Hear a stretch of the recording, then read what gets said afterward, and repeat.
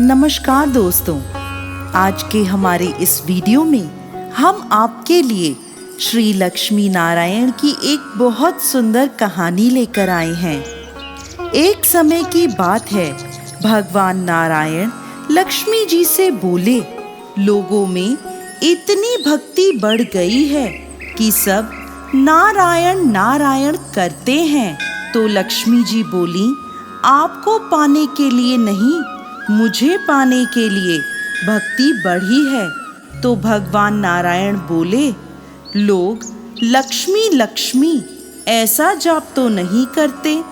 तब लक्ष्मी जी बोली, विश्वास न हो तो परीक्षा हो जाए।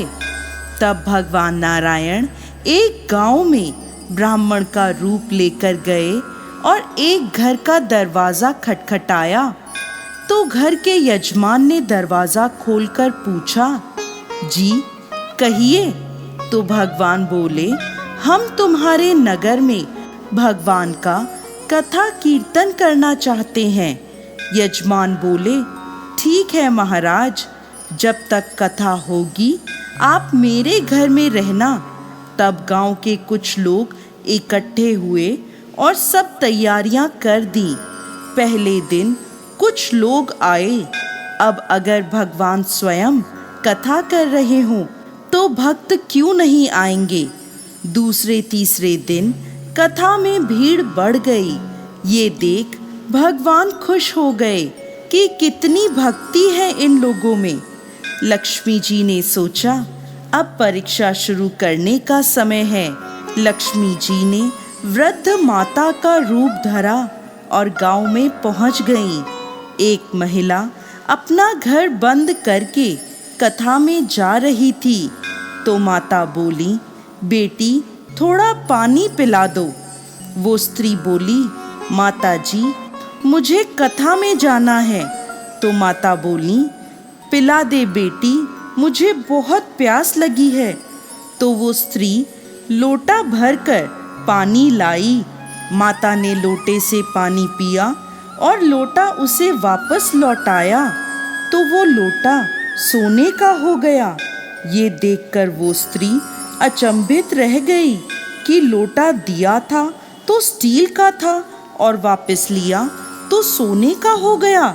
वो स्त्री बोली, माता जी आपको भूख भी लगी होगी। उसने सोचा, खाना खाएंगी तो थाली कटोरी चम्मच आदि भी सोने की हो जाएगी। तब वो माताजी बोली, नहीं तुम जाओ बेटी, तुम्हारा कथा का समय हो गया है।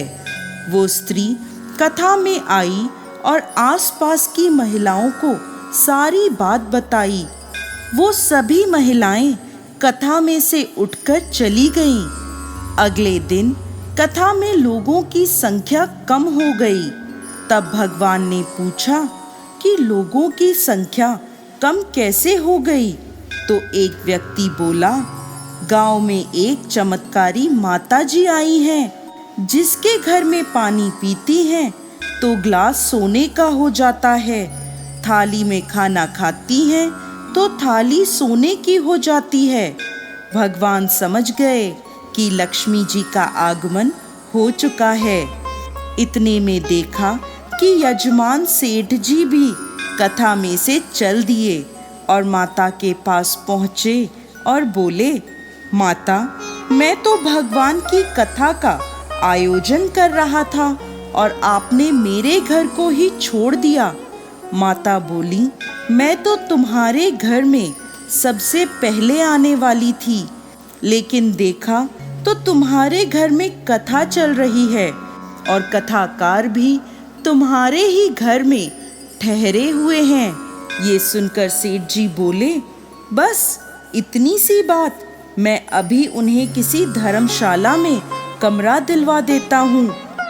जैसे ही भगवान घर आए तो सेठ जी बोले, महाराज आप अपना बिस्तर समेटिए, क्योंकि आपकी व्यवस्था आज से धर्मशाला में कर दी गई है। भगवान बोले, अभी तो कथा के 4-5 दिन बाकी हैं। सेठ जी बोले, नहीं नहीं आप जल्दी कीजिए। किसी और मेहमान को ठहराना है। इतने में माता वहां आई और सेठ जी से बोली, आप थोड़ा बाहर तो जाइए, मैं इनसे कुछ बात कर लूं। लक्ष्मी जी भगवान से बोली, प्रभु अब तो मान गए।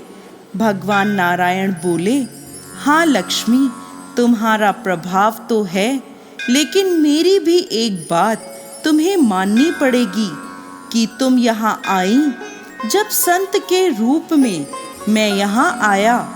जहाँ संत कथा करेंगे वहाँ तुम्हारा निवास जरूर होगा। ये कहकर नारायण भगवान ने वैकुंठ के लिए प्रस्थान कर लिया। अब अगले दिन सेठ के घर के बाहर सभी गांव वालों की भीड़ इकट्ठी हो गई। सभी चाहते थे कि माता उन सभी के घर बारी बारी से आएं, पर ये क्या, लक्ष्मी माता ने सेठ और सभी गांव वालों को कहा, अब मैं भी यहाँ से जा रही हूँ। सभी बोले, माता ऐसा क्यों, क्या हमसे कोई भूल हुई है? माता बोली, ये तो मूर्खों का गांव है, मैं वहीं रहती हूँ जहाँ नारायण का वास होता है, संतों का कथा वाचन होता है। आपने नारायण को तो निकाल दिया, फिर मैं यहाँ कैसे रह सकती हूँ? ऐसा कहकर माता लक्ष्मी वहाँ से चली गईं। तो दोस्तों, कैसी लगी आपको आज की हमारी ये लक्ष्मी नारायण की कहानी? हमें कमेंट बॉक्स में लिखकर ज़रूर भेजिएगा और साथ ही साथ हमारे इस चैनल को सब्सक्राइब करना ना भूलें।